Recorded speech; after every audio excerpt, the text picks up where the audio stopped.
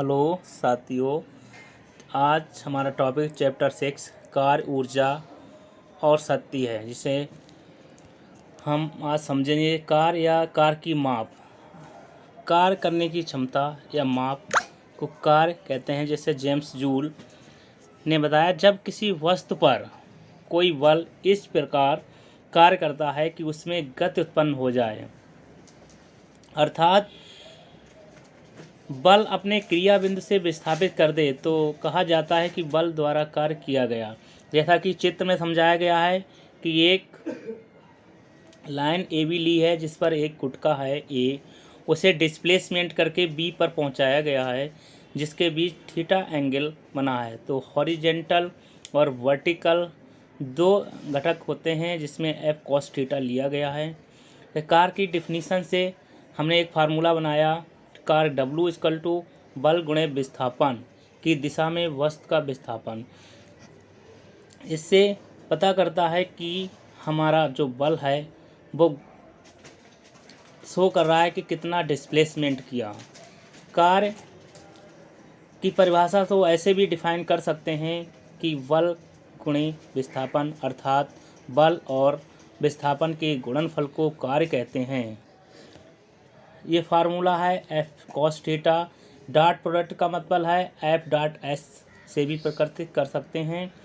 इसके द्वारा कृत कार्य प्रकृति में जब थीटा एंगल पर डिपेंड करता है कार्य। अगर थीटा लेस देन 90 है, ग्रेटर देन 0 है, तो F is not equal to 0, S not equal to 0। 0 के बराबर कभी भी बल नहीं होगा, ना विस्थापन। तब हम इससे निकाल सकते हैं कि हमारे पास कार्य ऑलवेज पॉजिटिव आएगा, धनात्मक आएगा।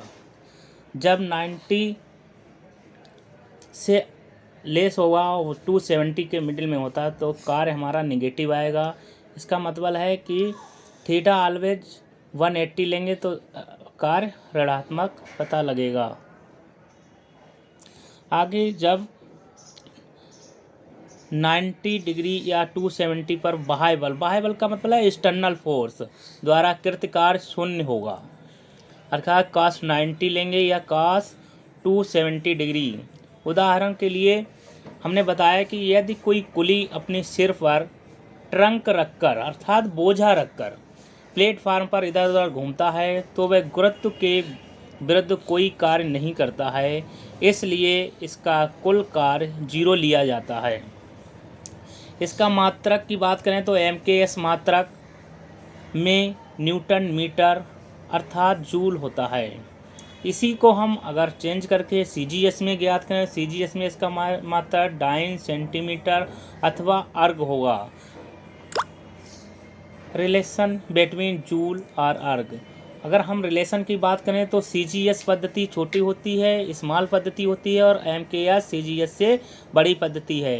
तो हम रिलेशन की बात करें तो जूल को हम न्यूटन मीटर लिख सकते हैं, अर्थात 1 न्यूटन में 10 की पावर 5 डाइन होते हैं, गुणे 10 की पावर 2 सेंटीमीटर होते हैं 1 मीटर में, अर्थात 5 और 2 7 पावर हो गई 10 की पावर 7। अर्थात हम डायरेक्ट कह सकते हैं 1 जूल बराबर 10 की पावर 7 अर्क होते हैं। इसी प्रकार हम 1 इलेक्ट्रॉन वोल्ट, इलेक्ट्रॉन का मान होता है -1.6 इंटू 10⁻⁻19 जूल। यहाँ पे वोल्ट लिया गया तो उसे धनात्मक उसका मैग्नीट्यूड प्रदर्शित किया गया है। डायमेंशन हमने ली है तो इसका मात्रक होता है newton metre. ml square T-2 quantity है, स्केलर क्वांटिटी। ये हमेशा कैसी क्वांटिटी होगी? अदिश राशि होगी। विमा की बात करें तो विमा हमारे पास न्यूटन मीटर से निकाल सकते हैं, Newton metre. mL/T-2 into metre को हम L लिखेंगे। एक पिंड पर 20 न्यूटन बल, एक क्वेश्चन दिया है, एक पिंड पर 20 न्यूटन बल लगाने पर बल की दिशा में 30 डिग्री का कोण बनाते हुए 5 मीटर विस्थापित होता है। बल द्वारा कृत कार्य की गणना कीजिए। तो इसका बेटा कुछ नहीं, फार्मूला लगाएंगे F इंटू डी। दूसरा क्वेश्चन है, 50 न्यूटन के बल द्वारा किसी पिंड को 5 मीटर विस्थापित करने में उस जूल कार्य करना पड़ता है। बल का विस्थापन के बीच का कोण ज्ञात कीजिए। कोण ज्ञात करना है तो एफ एस कॉस थीटा हो जाएगा। W equal to F dot S, dot product है तो क्षैतिज घटक होगा एफ कॉस थीटा, थीटा का मान ज्ञात कर सकते हैं। एक वस्तु पर परिवर्ती प्रकृति का एक बल जिसका परिमाण F है तथा वह बल दूरी S के फलन के रूप में परिवर्तित होता है। X दिखाते हैं अनुदेश कार्यरत है। चित्र में दर्शाया गया है कि बल F द्वारा वस्तु को A पॉइंट दिया है x बराबर 0 से x बराबर 4 मीटर। ये हमने फिगर बनाया हुआ है नीचे, इस पे शो किया गया है। B बराबर x बराबर 4 से x बराबर 10 मीटर यहाँ पे लिया गया है, जबकि C बराबर x बराबर 10 मीटर से 14 मीटर यहाँ पे लिया गया है। C बराबर x बराबर 10 से x बराबर 14 मीटर यहाँ पे लिया गया है। C पर पॉइंट कृतकार की गणना कीजिए। ये मान लीजिए कि बल F न्यूटन में मापा गया है। बल अगर हम न्यूटन में लेंगे तो स्टेप बाय इनका हम कार्य निकाल लेंगे। W1 निकालेंगे, ट्रायंगल है तो ट्रायंगल का फार्मूला लगा देंगे, हाफ इंटू आधार इंटू बेस। W2 कार्य दिया है, इस पर हमारा देखो बन रहा है तो इस पर हम लंबाई गुणे चौड़ाई निकाल देंगे। दूसरा फिर ट्रायंगल बन रहा है तो इसी प्रकार W1, W2 और W3 ज्ञात करके बाद में ऐड कर देंगे, हमारा टोटल कार्य ज्ञात हो जाएगा।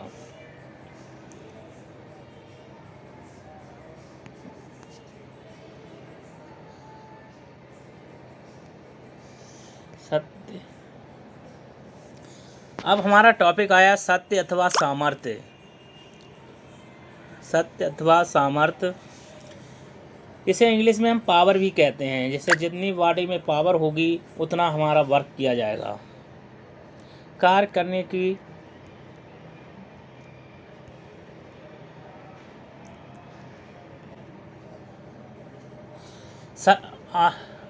बेटा टॉपिक है सत्य अथवा सामर्थ्य, इसे इंग्लिश में पावर कहते हैं।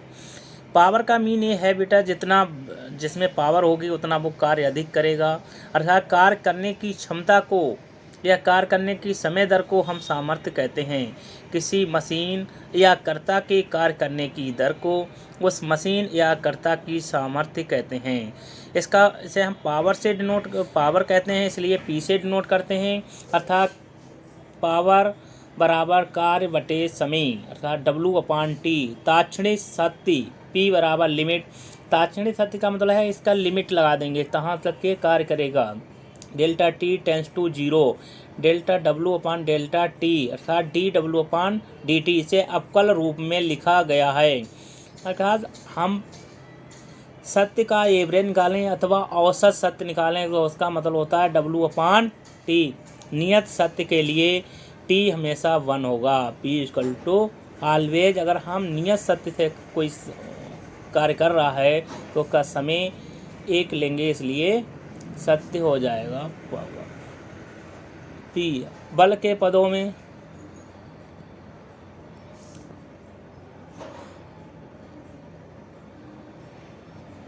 इसे बल के पदों में अगर हम फार्मूला लिखना चाहें तो P बराबर FV हो जाएगा, बल इंटू वेग। यूनिट SI यूनिट इसकी वाट होती है। एक वाट इक्वल टू 1 जूल प्रति सेकंड कह सकते हैं। CGS मात्रक 1 जूल बराबर 10⁻7 गर्द या 1 वाट बराबर 10⁻7 अर्ग प्रति सेकंड। 1 किलोवाट बराबर 10⁻3 वाट, 1 मेगावाट बराबर 10⁻6 watt, 1 horse power equal to 746 watt.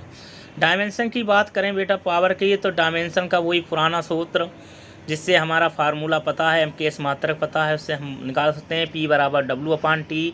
Work की हमारी होती है ML, P की हो जाएगी ML² T-3। वर्क की वैल्यू रखेंगे, नीचे T का T रखेंगे। क्वांटिटी हमारी स्केलर हो जाएगी। ये सभी कैसी हैं? अदिश राशियाँ हैं। अदिश राशियों की बात करें तो बेटा इसमें सिर्फ मैग्नीट्यूड होता है, डायरेक्शन नहीं होती है, उन राशियों को अदिश राशियाँ कहते हैं।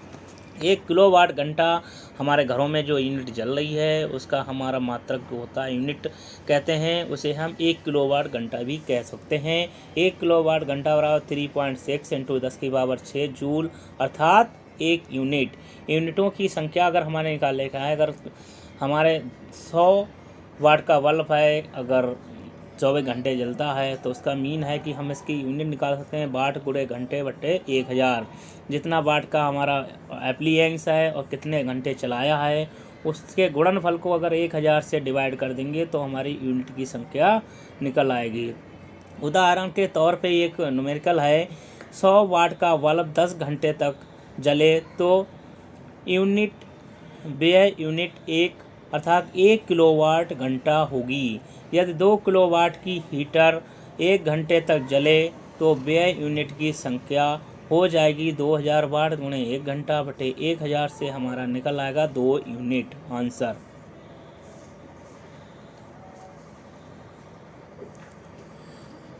अब बात करते हैं ऊर्जा। ऊर्जा बहुत इम्पोर्टेंट टॉपिक है। इसके लिए किसी वस्तु की कार्य करने की क्षमता को ऊर्जा कहते हैं। अर्थात डेली हम जो भी ऊर्जा ऊष्मागतिकी के प्रथम नियम से बताया गया कि ऊर्जा को ना नष्ट किया जा सकता है और ना उत्पन्न किया जा सकता है, एक रूप से दूसरे रूप में बदला जा सकता है। इसी प्रकार अगर हम किसी भी प्रकार से कोई ऊर्जा लेते हैं तो वो कार्य में स्थानांतरित हो जाती है। ऊर्जा के प्रकार यांत्रिक ऊर्जा, ऊष्मीय ऊर्जा, विद्युत ऊर्जा, ध्वनि ऊर्जा, प्रकाश ऊर्जा, रसायन ऊर्जा, नाभिकीय ऊर्जा, अर्थात जितनी भी प्रकार की क्रियाएं करते हैं हम पूरे दिन में दैनिक जीवन में, वो सब ऊर्जाओं के रूप में बाहर निकलते हैं।